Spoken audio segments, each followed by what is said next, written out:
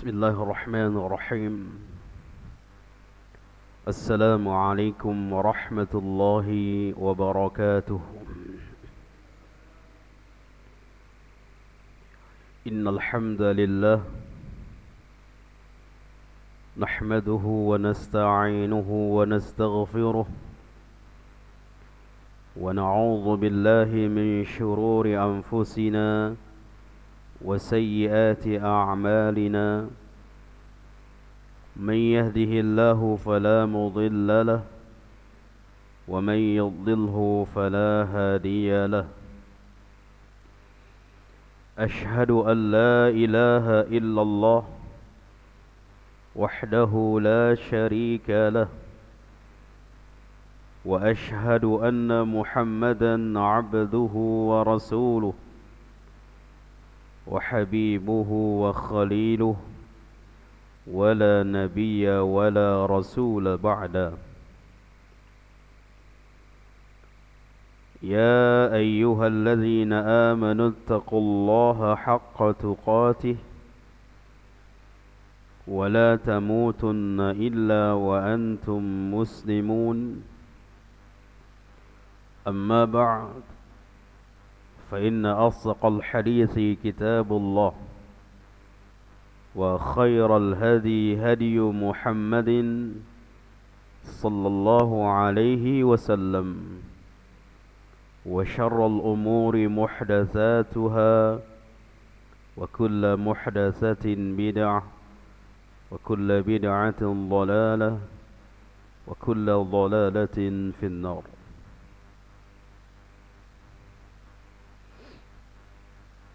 إخواني والأخوات في الدين رحمني ورحمكم الله. Alhamdulillah, kita bersyukur kepada Allah Rabbul Izzati wal Jalalah yang telah banyak memberikan kepada kita berbagai nikmat dan karunia. Di antara nikmat yang Allah berikan kepada kita adalah Allah masih menjadikan kita seorang muslim, seorang mukmin, yang kita berharap muslim, keislaman dan keimanan kita diteguhkan oleh Allah sampai kita berjumpa dengan Allah, sehingga kita mati dalam keadaan muslim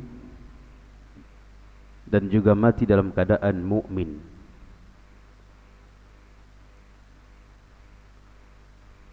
Kemudian nikmat juga termasuk yang Allah berikan kepada kita.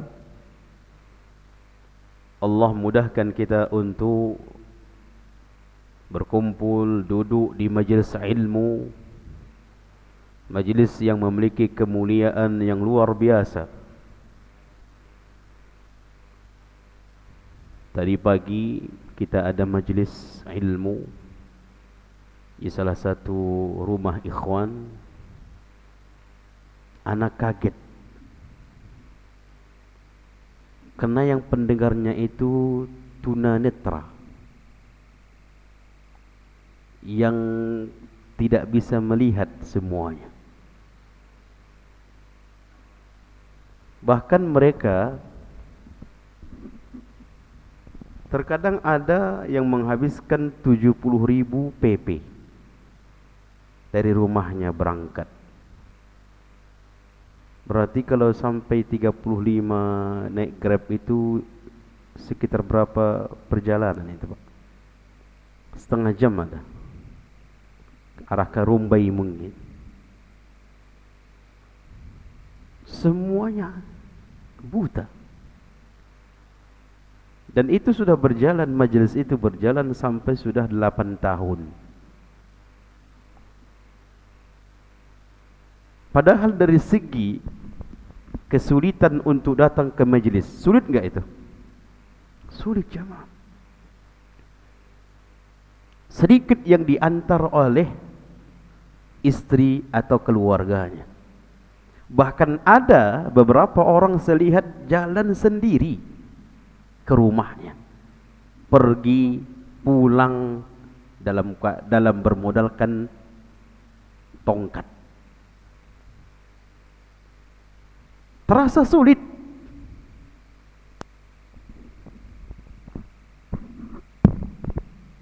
Namun kesulitan yang mereka hadapi atau kekurangan yang mereka miliki, karena tekad yang kuat di dalam hati mereka untuk belajar, maka itu mereka anggap bukan sebagai penghalang. Bukan sebagai penghalang. Tiap pekan mereka harus mengeluarkan 70.000 untuk duduk di majelis ilmu. Ditambah lagi kesulitan-kesulitan, mereka tidak bisa melihat. Bagaimana dengan kita jemaah? Kemudahan yang Allah berikan kendaraan, kemudahan nikmat atau nikmat yang Allah berikan mata bisa melihat. Bahkan banyak di antara mereka yang tidak pernah absen dalam per minggunya. Bahkan di antara mereka bercita-cita, Ustaz, saya ingin membangun kompleks semuanya tunanetra, dan di situ saya bangun masjid, semuanya kami ingin mendengarkan kajian-kajian sunnah. Kok sampai seperti itu mereka memiliki cita-cita? Maka hibati fillah rahimani wa rahimakumullah,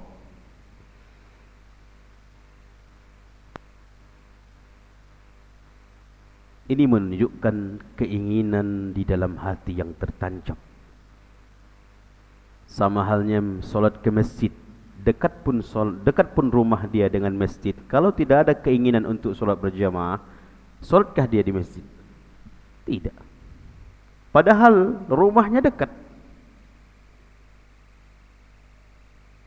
Namun kalau memiliki keinginan untuk solat di masjid, terkadang menghabiskan waktu 5 menit atau 7 menit untuk dari rumah.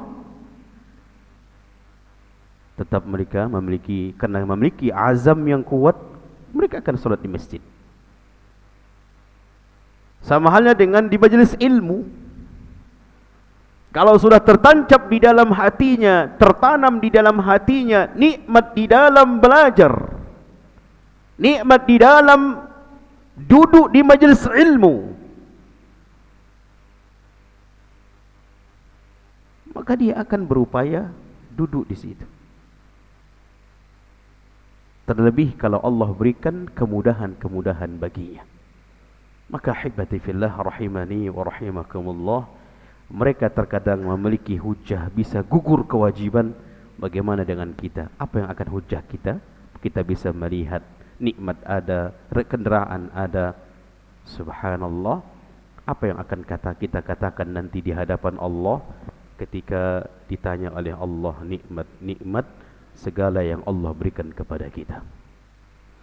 Ahibati fillah rahimani wa rahimakumullah.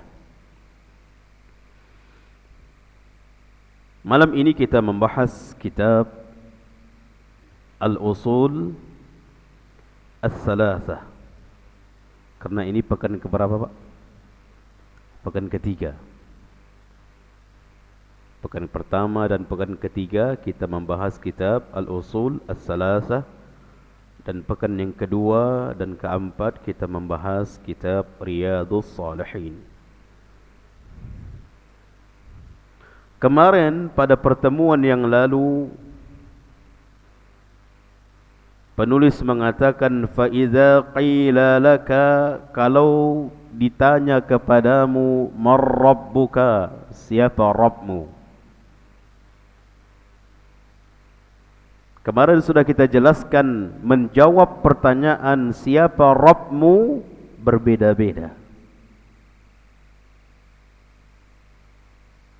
Dan perbedaan di dalam menjawab atau perbedaan di dalam jawaban itu disebabkan karena pengetahuan dia tentang Rabbnya. Semakin luas, semakin dalam, semakin banyak ilmu dia, pengetahuan dia tentang Allah, dan semakin dia merasakan nikmat yang begitu banyak dari Allah, maka semakin indahlah jawaban dia ketika ditanya, siapa Rabbmu?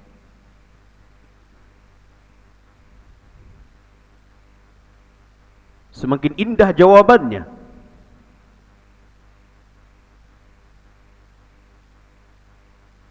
Karena di dalam hatinya merasakan nikmat itu. Karena di dalam hatinya merasakan mengagungkan Rabbnya, memuliakan Rabbnya.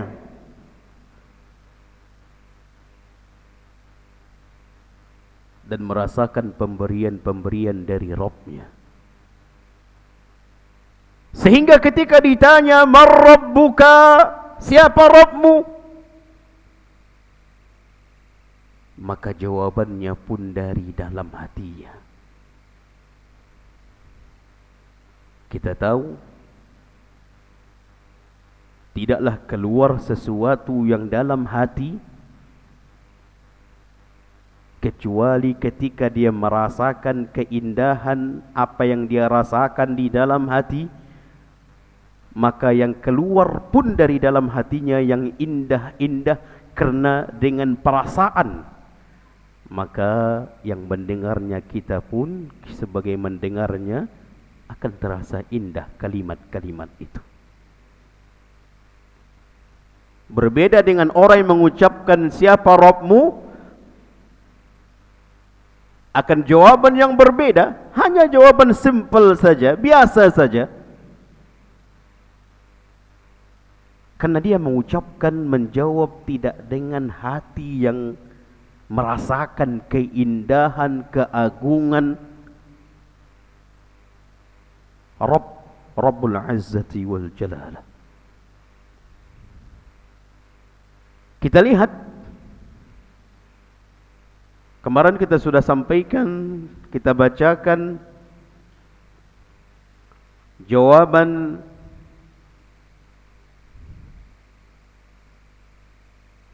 Nabi Musa dan Nabi Harun.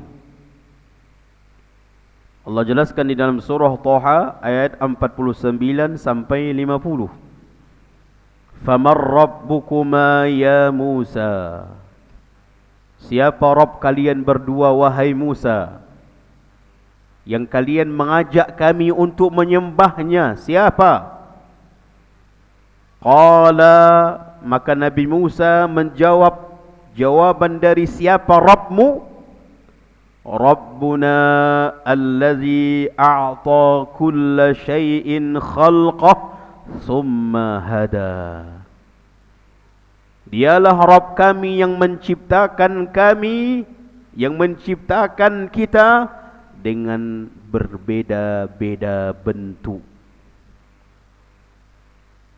Penciptaan yang berbeda, yang beragam-ragam, beragam bentuk.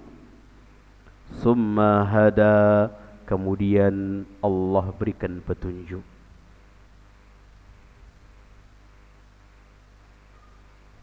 Ketika Nabi kita Muhammad sallallahu alaihi wasallam ditanya, "Ya Muhammad, sif lana rabbuk." Sif lana rabbak.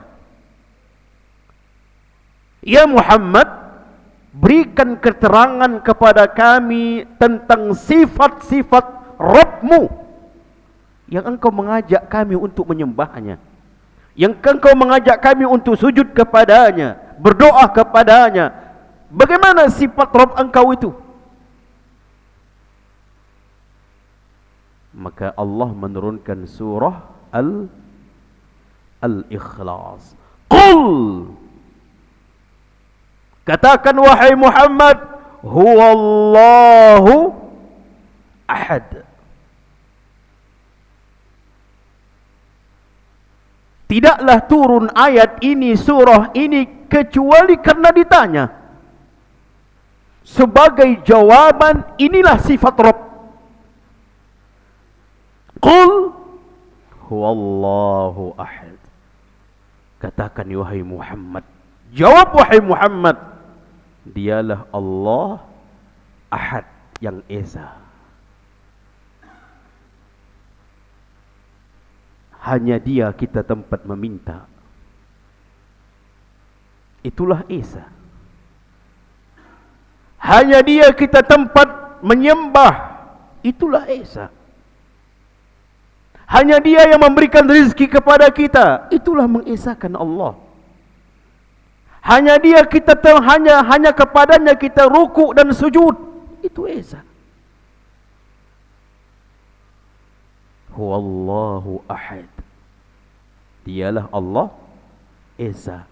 Jangan hanya mengesakan Allah dari segi jumlah.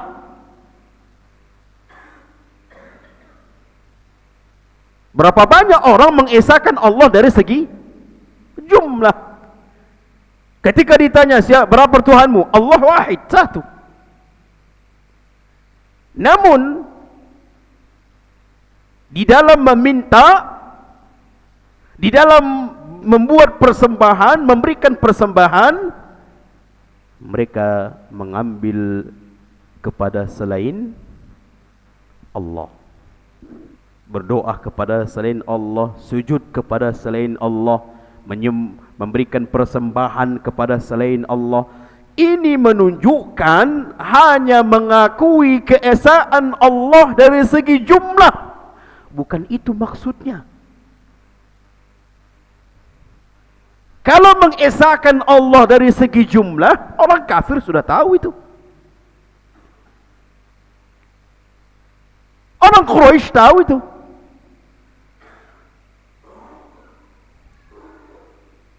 Tapi Allah ingin menjelaskan kepada yang bertanya, Qul huwallahu ahad. Allahu ahad.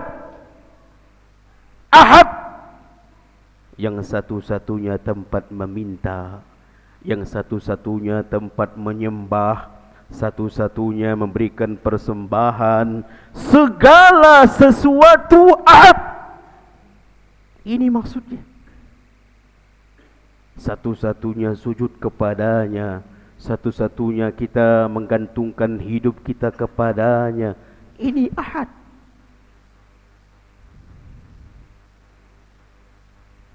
Makanya Allah jelaskan lagi, Allahus Samad. Ingin meluaskan lagi keterangan yang kedua atau yang pertama, Allahu Ahad. Bukan hanya cukup itu saja, Allahus Samad. Allah tempat meminta, Allah tempat bergantung. Seluruh makhluk membutuhkan Allah. Allah butuh enggak dengan makhluk? Allah enggak butuh dengan makhluk.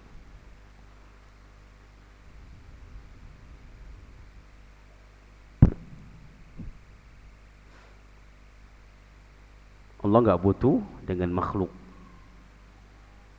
Allahus Samad, lam yalid wa lam yulad.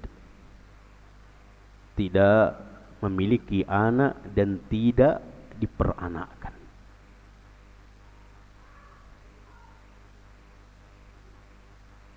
Cukup sampai situ saja. Jangan pikirkan dari mana datangnya Allah ya, kalau enggak ada. Terkadang syaitan membawa pemikiran yang macam-macam. Makanya ketika disebutkan dalam hadis, ketika ada sampai ke sana pikiran kita, engkau datang dari mana? Dari ibu. Ibumu datang dari mana? Dari nenek. Nenekmu dari mana? Apa lagi Pak? Nenek dari mana? Dari nenek, dari mamaknya. Nenek itu dari mana? Sampai kepada Nabi Adam alaihi salam. Nabi Adam itu siapa yang membuat? Allah. Allah siapa yang buat? Kata Nabi SAW, kalau sudah sampai pertanyaan Allah datang dari mana? Datang dari mana? Siapa yang buat? Maka bacalah perlindungan kepada Allah. A'udzubillahi minasyaitonirrajim. Setiap datang pemikiran-pemikiran yang seperti itu, a'udzubillahi minasyaitonirrajim.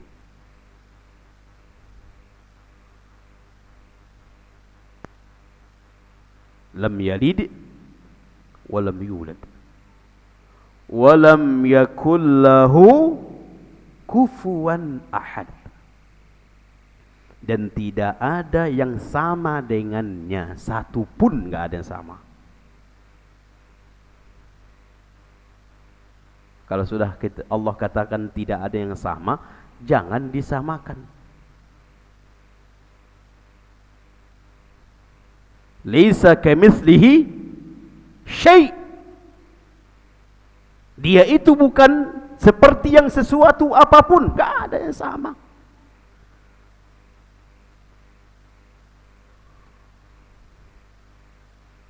Allah punya tangan, tangan Allah sama dengan makhluk? Enggak ada yang sama. Oh, nanti Ustaz kayaknya kalau mengatakan Allah itu punya tangan berarti menyamakan dengan sesuatu, Ustaz. Kayak kita punya tangan.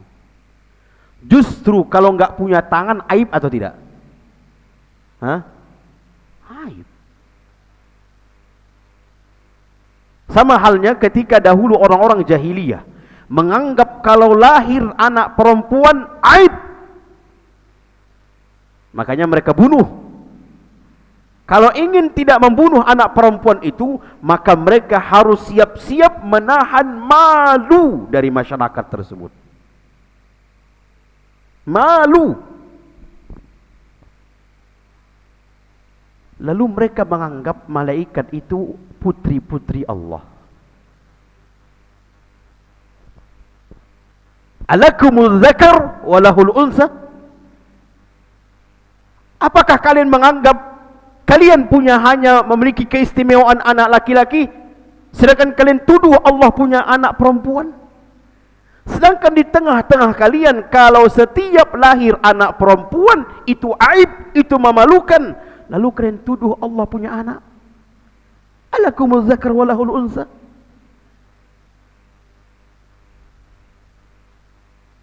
Karena mereka menyamakan.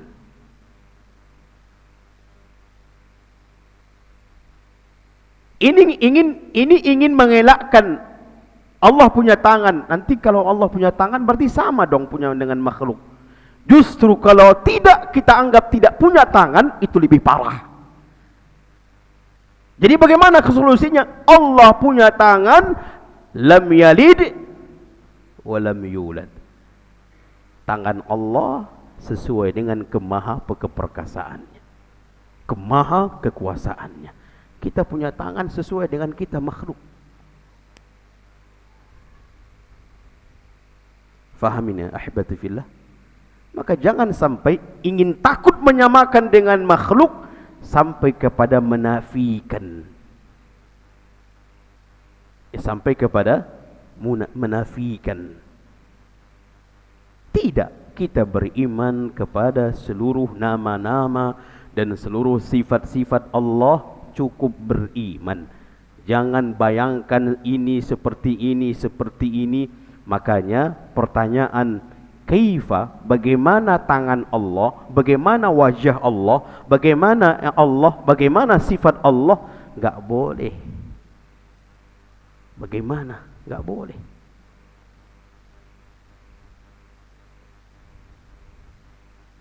Maka fahamlah kita, lam yalid wa lam yulad wa lam yakul lahu kufuwan ahad.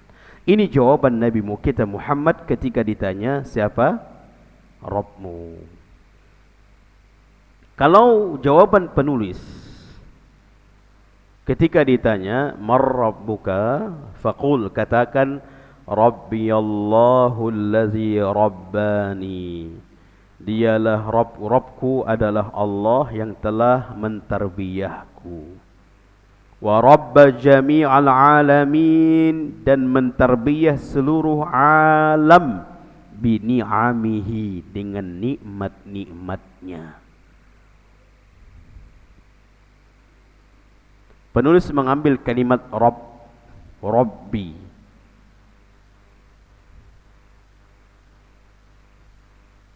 Arti Rabbi ini banyak.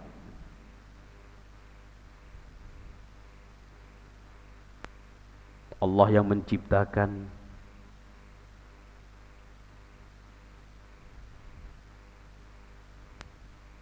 Allah yang mengatur,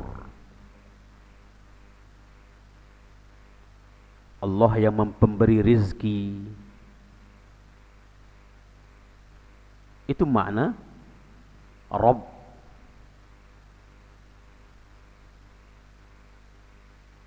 Dan penulis mengakui bukan cuma dia sendiri yang digitukan oleh Allah, diberikan oleh Allah seperti itu, seluruh alam.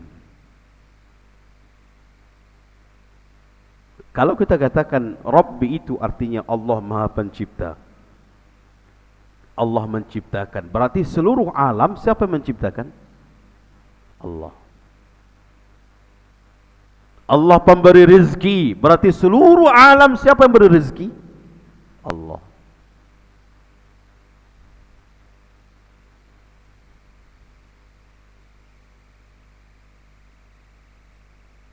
Juga Rabbi artinya Maha Pengatur, yang mengatur. Bahwa menunjukkan Allah yang mengatur seluruh alam. Allah yang mengatur.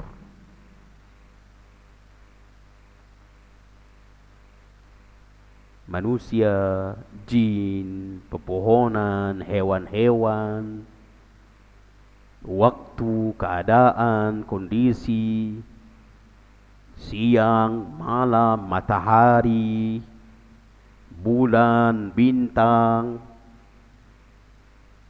Allah yang mengatur.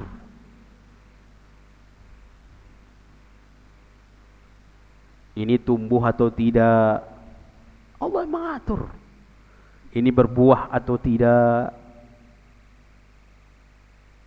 ini hidup atau mati, Allah yang mengatur. Kematian kita, lahirnya,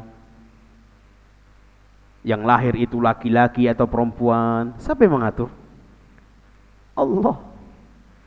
Ustaz, kan ada yang melihat dari perut? USG. Nah, kan ada USG. Terkadang USG salah atau tidak? Banyak di USG ini laki-laki ini, Pak. Begitu diboleh, udah persiapan dibolehkan pakaian laki-laki, yang lahir perempuan. Allah yang mengatur. Makanya jemaah, kalau kita seperti itu pengetahuan kita tentang Allah, berarti kita akan semakin menyerahkan urusan kita sama Allah.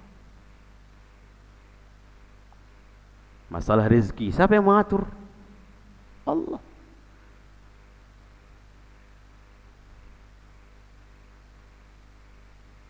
Tidak ada satu jalan pun, satu langkah pun kita berjalan di permukaan bumi ini kecuali semuanya atas peraturan Allah.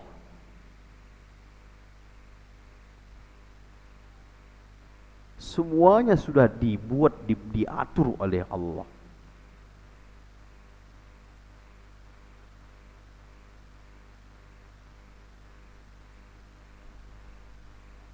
Ini tumbuhan, daunnya berapa yang gugur, berapa yang tetap di rantingnya, Allah yang ngatur. Biji kita tanam, dari biji sekian biji yang kita tanam, berapa yang tumbuh, berapa yang tidak tumbuh. Aduh Pak, kayaknya semalam tak tumbuh ini, salah pupuk saya kayaknya. Padahal sama pupuknya.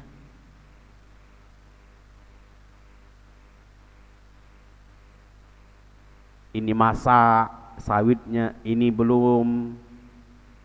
Allah yang ngatur. Apa Pak itu yang musim yang musim rek apa?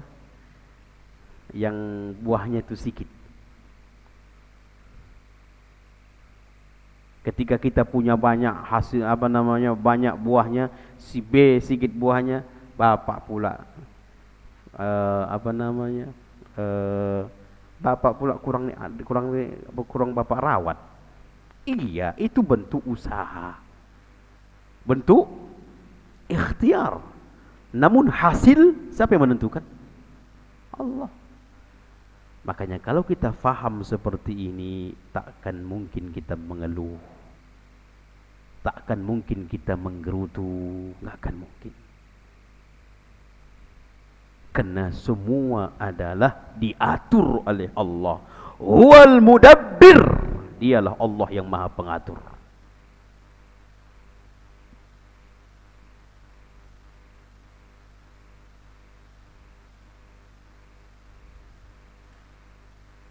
Dialah Allah yang maha pengatur.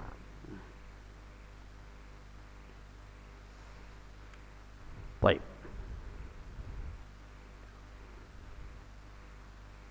Kemudian penulis mengatakan, wa huwa ma'budi laisa li ma'budun siwahu. Wa huwa, dialah Allah, ma'budi, sesembahanku. Laisa li ma'budun siwah, tidak ada sesembahan selain dirinya. Allah jemaah, tanamkan ini pada kalimat, tanamkan kalimat ini pada hati kita. Laisa li ma'budun siwah, tidak ada tempat bergantungku kecuali hanya kepadanya.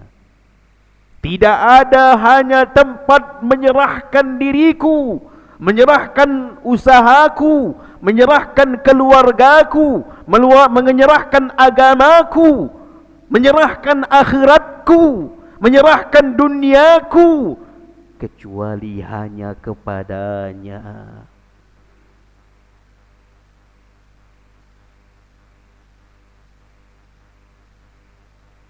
Tidak ada tempat aku bersujud kepadanya, tidak ada tempat aku bersujud kecuali hanya kepadanya.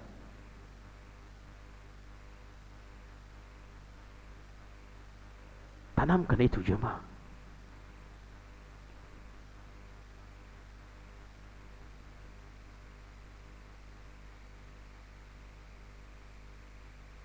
Tawakkal ala Allah. Berserah diri kepada Allah. Allah pingin kita nih Pak, ada benar ada kemampuan kita untuk melakukan sesuatu. Iya, Allah berikan kemampuan itu. Terkadang banyak orang membagi antara penyerahan dirinya kepada Allah dengan mengandalkan kemampuan dirinya, membagi. Menyerahkan, berserah diri juga dia, tawakal juga dia kepada Allah, tapi juga di dalam pikirannya, di dalam hatinya, di dalam pikirannya juga dia mengandalkan apa yang dia miliki. Allah ingin kita 100% menyerahkan diri kepada Allah. Jangan andalkan ini. Allah ingin seperti itu.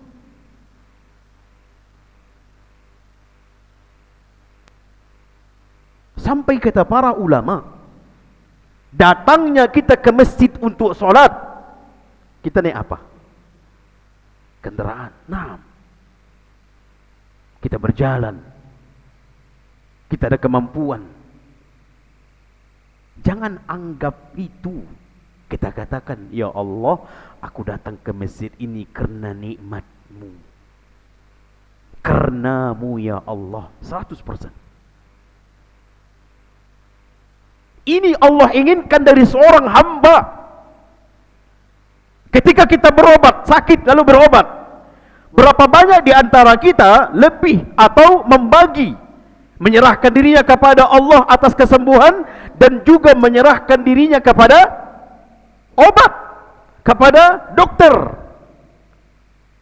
Di dalam penyembuhan Allah ingin 100% Allah yang menyembuhkan, obat sama sekali tidak. Dokter sama sekali tidak. Ini yang Allah inginkan keyakinan kita. Terkadang kapan kita menyerahkan 100% kepada Allah, tawakal kita kepada Allah, kita benar-benar enggak punya. Baru 100% kepada Allah. Benar-benar enggak punya, baru kita menyerahkan diri kepada Allah 100%. Itu pun pada waktu tidak ada. Kalau ada, terkadang membagi persembahan, membagi penyerahan itu. Makanya Nabi SAW, subhanallah, Allahumma ya hayyu ya qayyum birahmatika astaghis aslih sya'ni kull wa la takilni ila nafsi tarfata ain. Ya Allah, jangan engkau jadikan aku bertawakal, berserah kepada diriku, mengandalkan diriku. Jangan engkau jadikan hamba mengandalkan diriku, bertawakal, menyerahkan kepada diriku sendiri, walaupun sekedip mata. Ini menunjukkan kita benar-benar tidak mengandalkan apa-apa, semuanya serahkan kepada Allah. Jangan sampai sekedip mata pun jangan. Untuk mengandalkan kepada yang lain selain Allah, sekedip mata pun jangan. Berarti benar-benar setiap detik kita hanya pasrahkan kepada siapa? Kepada Allah. Makanya di sini katakan, laisa li ma'budun siwah. Gak ada tempat mengaduku kecuali hanya kepadanya. Tidak ada tempat tawalkalku, menyerahkan diriku kecuali hanya kepadanya.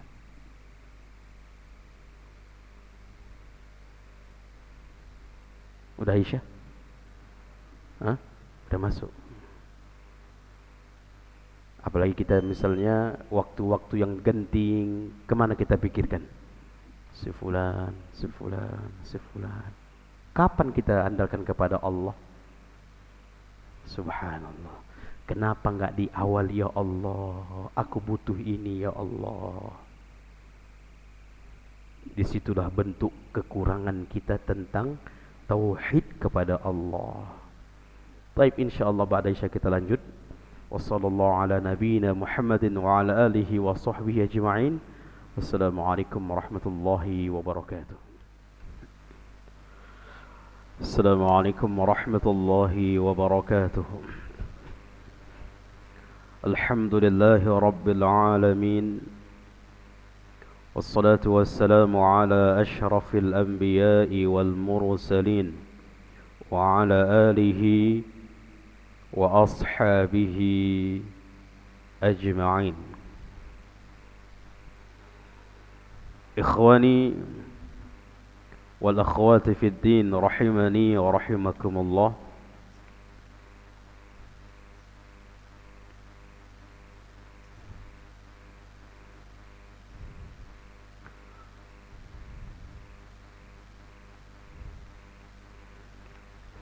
Penulis mengatakan,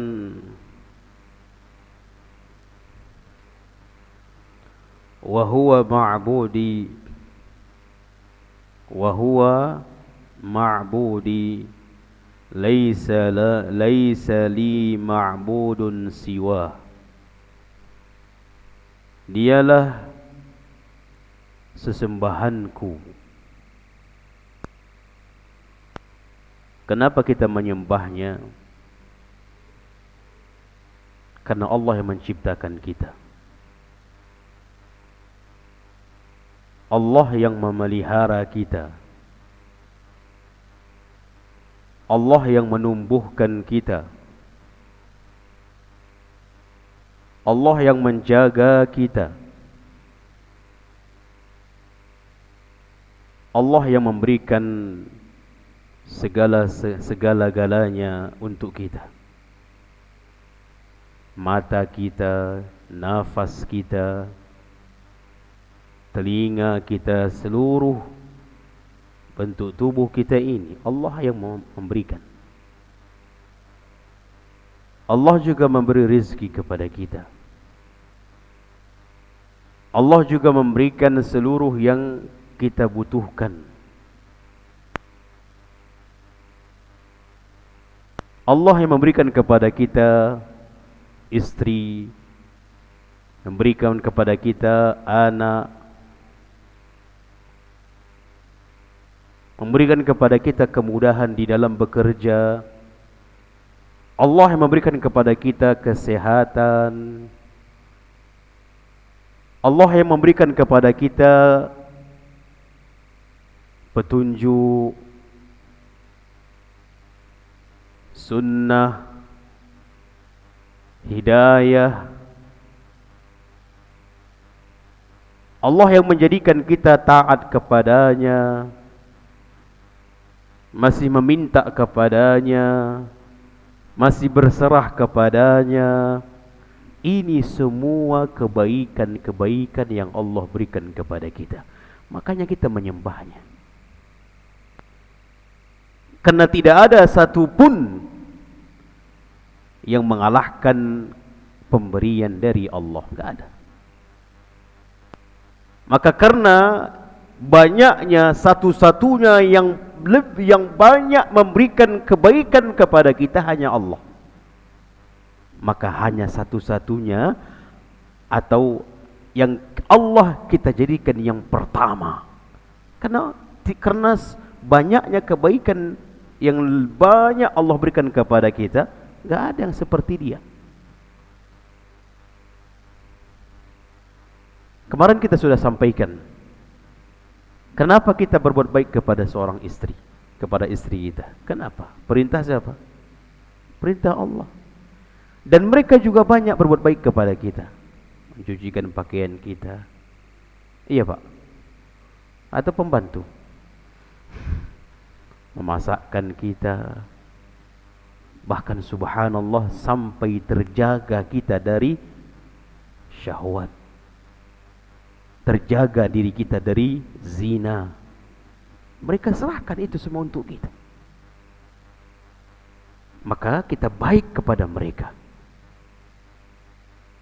Padahal siapa mereka? Mereka tidak kenal dengan kita. Kenapa mereka menyerahkan hidup mereka, bahkan menyerahkan kesucian mereka untuk kita? Makanya mereka pun, Allah pun memerintahkan kepada kita untuk baik kepada mereka. Banyaknya kebaikan mereka kepada kita. Makanya anak teringat kisahnya Umar ibn Khattab. Ada seorang suami ingin mendatangi rumah Umar ibn Khattab. Dia mengadu kepada Umar. Begitu dia mau sampai ke depan pintu, Umar pun dimarahi oleh istrinya. Orang ini ingin mengadu perihal tentang istrinya yang memarahi dirinya, ingin mengadukan kepada Umar. Begitu dia mau sampai ke depan pintu, Umar pun dimarahi oleh istrinya. Akhirnya enggak jadi, dia pulang. Namun terlihat oleh Umar ibn Khattab, wahai saudaraku, kenapa engkau enggak jadi datang kepada aku? Wahai Amirul Mukminin, saya melihat engkau seperti itu juga. Apa yang saya alami? Kata Umar ibn Khattab, dialah memang istri kita yang menyebutkan semua kebaikan-kebaikannya. Baik. Begitu juga suami. Kenapa ibu-ibu harus patuh kepada suami? Karena banyaknya pemberian suami kepada istri. Kenapa kita patuh kepada kedua orang tua kita? Karena begitu banyaknya pemberian kedua orang tua kita kepada kita. Bagaimana dengan pemberian Allah? Terlebih lagi Allah yang menciptakan segala alam, yang maha kuasa, nggak ada yang bisa seperti Dia. Seluruh yang kita lihat saat ini ciptaan siapa itu? Ciptaan Allah yang maha kuat.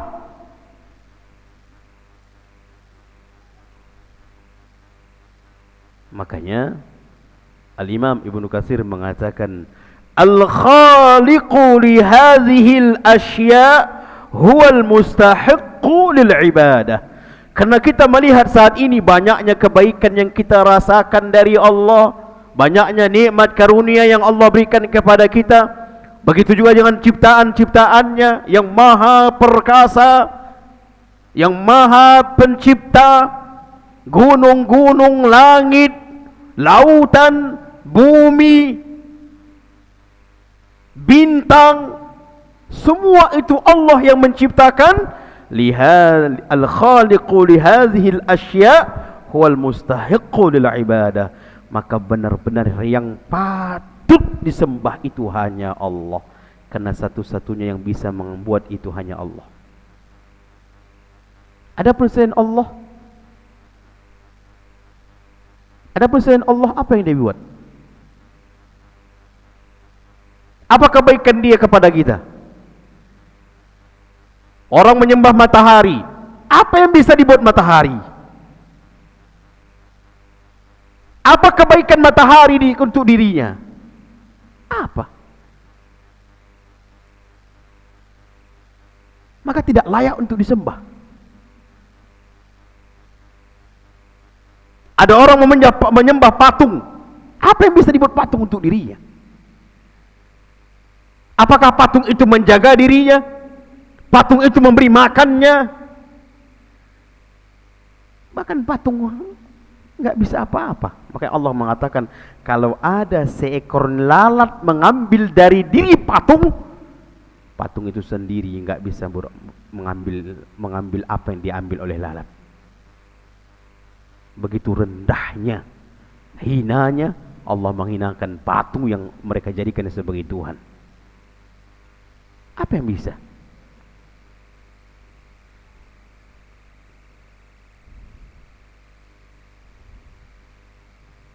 Maka hibati fillah rahimani wa rahimakumullah, maka benar dikatakan oleh penulis, wa huwa ma'budi, Dialah segala-galanya.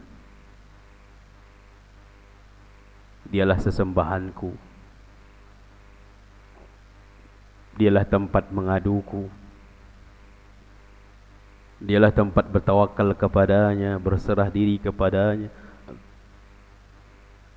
Sujudku, rukukku. Ingat jemaah, rukuk itu hanya milik Allah, enggak boleh kepada makhluk. Minimal hukumnya haram. Makanya ketika kita melewati sekelompok orang, jangan sampai rukuk. Kan biasa nampak itu kan Pak? Tanda menghormat, tangan ini diturunkan sampai kepada rukuk, lewat. Enggak boleh, haram, minimal haram. Namun terkadang itu pula dikatakan oleh manusia anak yang beradab, orang yang memiliki adab akhlak. Namun di sisi Allah, dialah sebenarnya tidak beradab. Karena rukuk itu milik Allah, sujud itu milik Allah.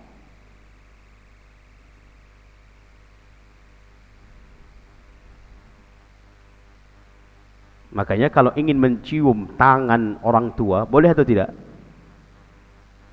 Boleh, tapi jangan mendekati ruku. Turunnya badan kita itu jangan mendekati ruku. Mencium kaki orang tua, boleh atau tidak? Boleh. Tapi jangan waktu orang tua berdiri lalu kita tunduk seperti yang dilakukan oleh orang-orang India, lalu sujud mencium kakinya. Ini haram, gak boleh. Tapi kalau duduk sama-sama duduk, kita kusuk kakinya, cium kakinya, boleh atau tidak? Sebagian ulama boleh kan.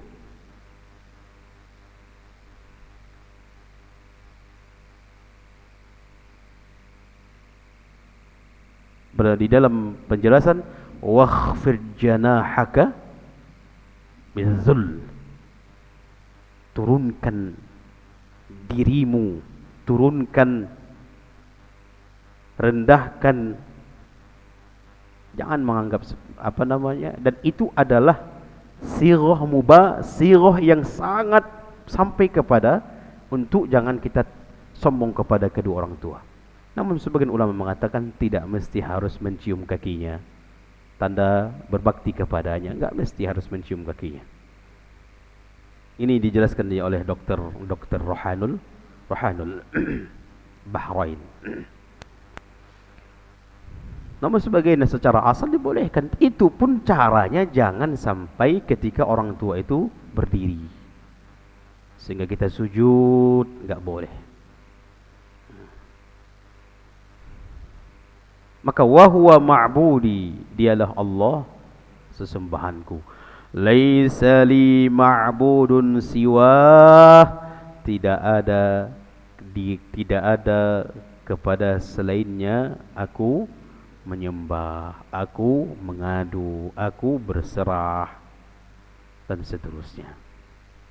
Wad dalilu qauluhu ta'ala alhamdulillahi rabbil alamin.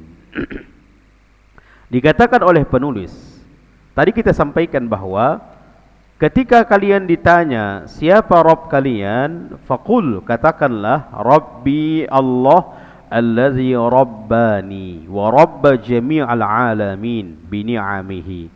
Siapa Tuhan kalian, maka katakanlah Rabbi Allah allazi rabbani, yang telah merabbiku, yang telah merabbiku. Beliau penulis mengambil kalimat Rabbi. Adakah dalilnya? Disebutkan dalam surah Al-Fatihah, alhamdulillahi rabbil alamin. Segala puji bagi Allah Rabbil alamin, Rabbnya seluruh alam. Apa maksud Rabbi di sini? Yang menciptakan, yang memelihara, yang menjaga, yang membesarkan, yang memberi rizki, yang semuanya itu arti Rabbi. Yang menjaganya, yang membesarkannya, yang sampai subhanallah, itu arti Rabbi. Apa dalilnya? Diambil dalilnya dalam surah Al-Fatihah, alhamdulillahi rabbil alamin. Wa kullu man siwallah alam. Seluruh selain dari Allah disebut dengan alam. Selain Allah itu namanya alam. Seluruh selain Allah itu namanya alam.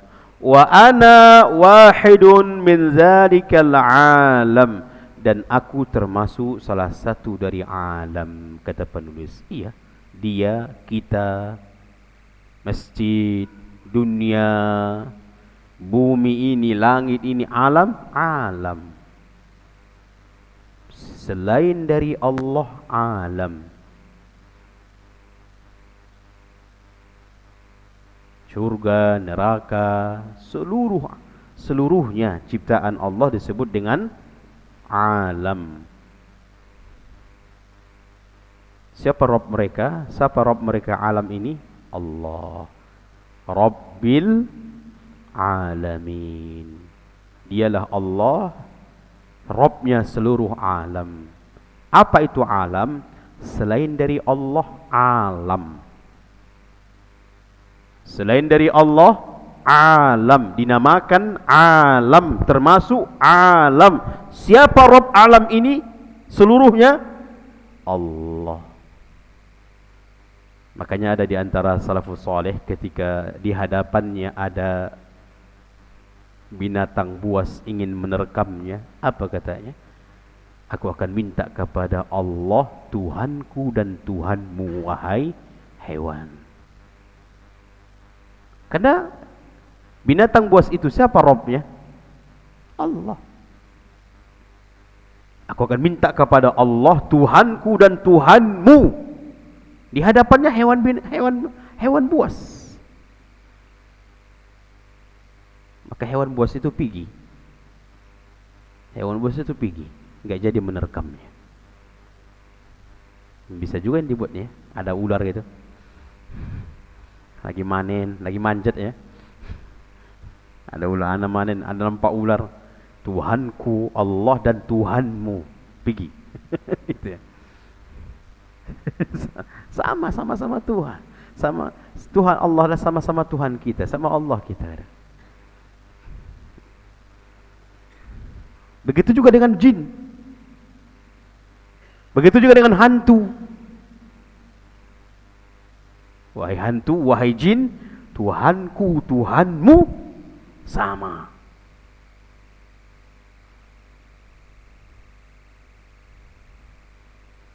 Tuhanku dan Tuhanmu sama. Baik, ini saja, mudah-mudahan bermanfaat. Sebelum kita tutup, ada kira-kira yang pertanyaan? Nah.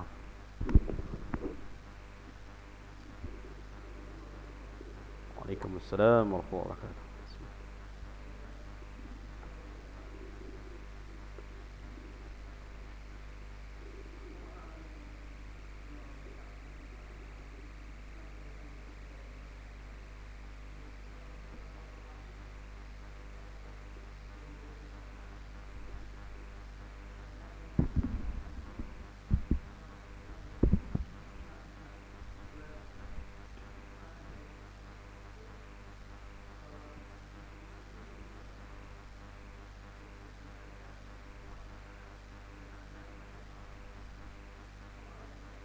Nah, sahih. Allah alam sebatas ilmu yang anda ketahui, kedua-duanya sahih. Boleh dilakukan 2 rakaat dan boleh dilakukan 4 rakaat sekaligus sehingga salam 1 kali salam dan tidak ada tahiyat awal. Namun tetap satu salam. Insyaallah kedua-duanya sahih insyaallah. Nah, tanpa tahiyat awal. Tanpa tahiyat awal kalau ingin mengerjakannya 4 rakaat satu salam. Boleh juga 2 kali salam. Boleh juga 2 kali salam. Alhamdulillah ini sudah pembahasannya sudah kita baca insyaallah.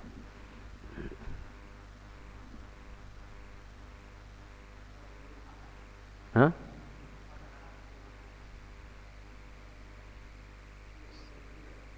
Sebelum asar.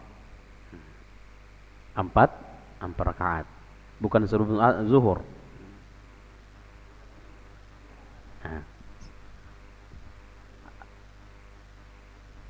Allah alam, mana nanti insyaallah kita cari lagi apakah dia sebelum zuhur atau sebelum asar. Nanti insyaallah kita cari lagi apakah ini setelah sebelum zuhur atau sebelum asar.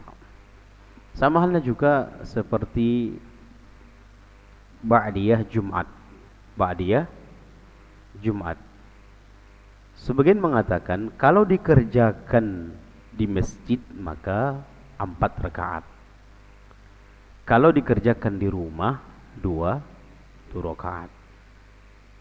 Karena perbuatan Nabi seperti itu. Namun ini adalah di antara penjelasan para ulama, ini adalah tanawu', perkara tanawu' artinya bermacam cara. Sehingga bolehkah kita mengerjakan ba'diyah Jumat 2 rakaat di masjid? Boleh. Bolehkah 4 rakaat? Boleh. Bolehkah 2 rakaat di rumah? Boleh. Karena sebagian di antara penjelasan para ulama mengatakan ini adalah bermacam bentuk caranya. Berbentuk caranya. Anda lupa ini apakah habis sebelum zuhur atau sebelum asar ya. Nanti insyaallah kita perkuat kembali. Namun cara melakukannya insyaallah kedua-duanya boleh. Boleh 4 rakaat sekali salam tanpa tahiyat awal dan boleh 2 rakaat 2 salam. Insyaallah boleh. Nah,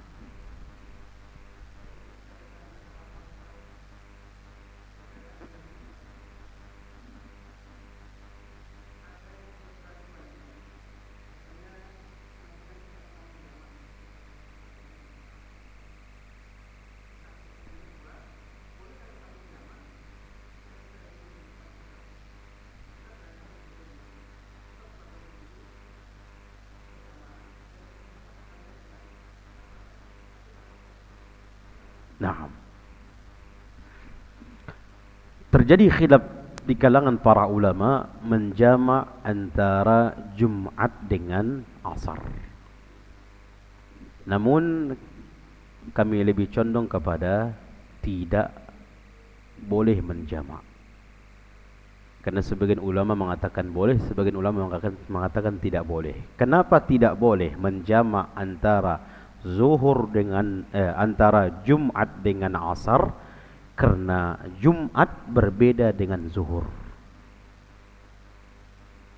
Tidak sama zuhur dengan Jumat. Kalau seseorang tidak sholat Jumat, maka dia tetap wajib sholat zuhur, tapi dia berdosa meninggalkan sholat Jumat. Yang mukim ya, beda dengan safar ya, mukim. Jumat dengan zuhur berbeda. Maka berbeda itulah mengakibatkan tidak boleh menjamak Jumat dengan Asar. Ya, Jumat dengan Asar. Sebagian ulama mengatakan boleh. Ada juga termasuk di antara asatidzah yang kibar yang datang dari Jakarta, saya lihat ketika selesai Jumat dia menjamak. Berarti dia mengambil pendapat itu. Dia mengambil pendapat itu. Faham ini Pak? Jadi ini memang khilaf. Ini khilafiyah. Ini permasalahan khilafiyah. Namun Jumat, ada sebagian mengatakan Jumat itu berbeda dengan zuhur, sehingga tidak boleh menjamak zuhur, tidak boleh menjamak Jumat dengan Asar. Baik. Boleh enggak kita menjamak ingin pergi ini, masih di mukim kita nih, masih di kampung. Salat zuhur. Boleh enggak kita menjamaknya Asar sekalian pada waktu salat zuhur? Karena memang kita mau safar. Ini namanya jamak taqdim. Ini namanya jamak taqdim dan boleh. Namun tidak diqasar. Tidak diqasar. Ini namanya jamak taqdim. Makanya kalau Nabi SAW berangkat sebelum zuhur, maka Nabi menjamak takhir,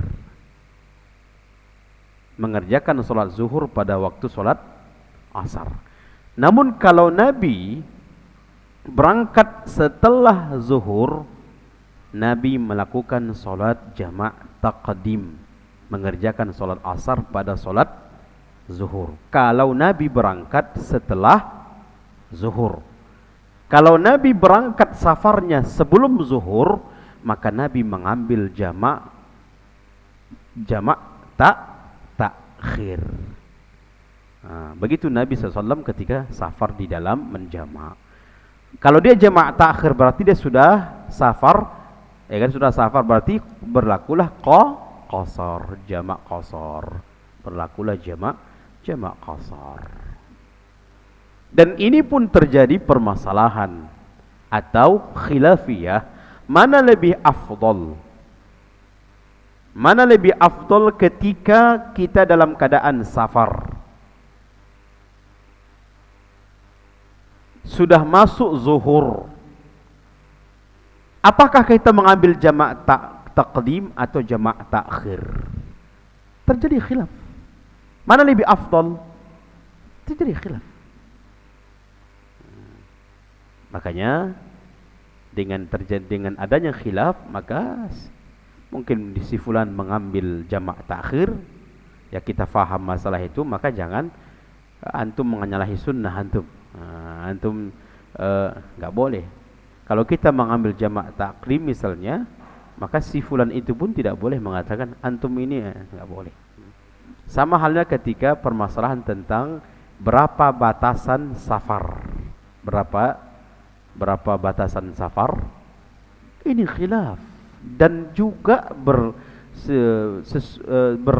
berhujjah dengan hadis masing-masing. Disebutkan dalam hadis Muslim, Nabi SAW itu pernah safar 3 mil. Jauhnya 3 mil. Dalam hadis Muslim 3 mil, 1 mil itu berapa? 1,6 kilo kali 3. Hah? Nah, hanya 4 atau 5 kilo.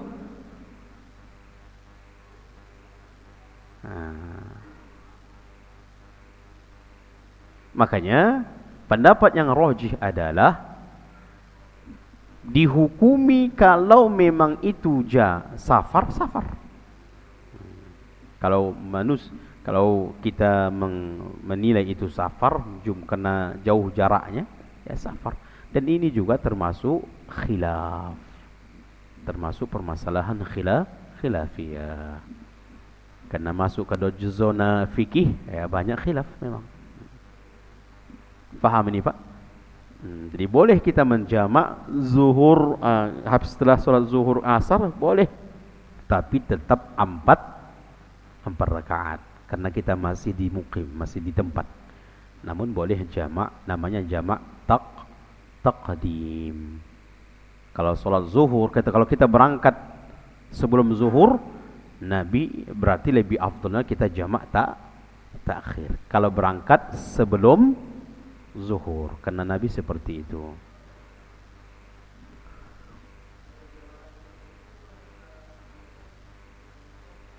Naam, kita jamak qasar. Apanya? Tetap zuhur dulu. Boleh dengan beda niat. Nah, kita masuk jamaah misalnya masjid salat asar. Kita niatnya ada salat zuhur. Enggak, tetap 4 rakaat karena kita mengikuti jamaah. Kalau kita mengikuti jamaah, maka berlaku hukum berjamaah. 4 rakaat. Sekalipun kita mendapatkan 2 rakaat jamaah, maka tetap kita bangkit 2 rakaat. Jangan kan safar 2 rakaat salam kita. Enggak boleh. Sepalang enggak usah mengambil jamaah. Kalau ingin mengambil 2 rakaat. Nah, maka tidak boleh begitu masuk ikut jamaah salat asar misalnya, tidak mengambil 2 rakaat. Pas memang ke 2 rakaat salam jamaah. Pasti memang 2 rakaat ini. Assalamualaikum warahmatullahi. Enggak boleh. Maka dia harus bangkit 2 rakaat lagi, ikuti jamaah. Setelah dia salam baru mengerjakan salat asar 2 rakaat. Makanya terjadi subhanallah antara maghrib dengan isya. Kalau zuhur dengan asar kan mungkin sama jumlah rakaatnya. Maghrib dengan isya ini bermasalah. Maka sebagian ada di antara penceramah lah, ketika ditanya permasalahan itu, kita dapati kita berjamaah salat isya, kita belum salat maghrib. Apakah kita ikut salat isya nanti salat maghrib?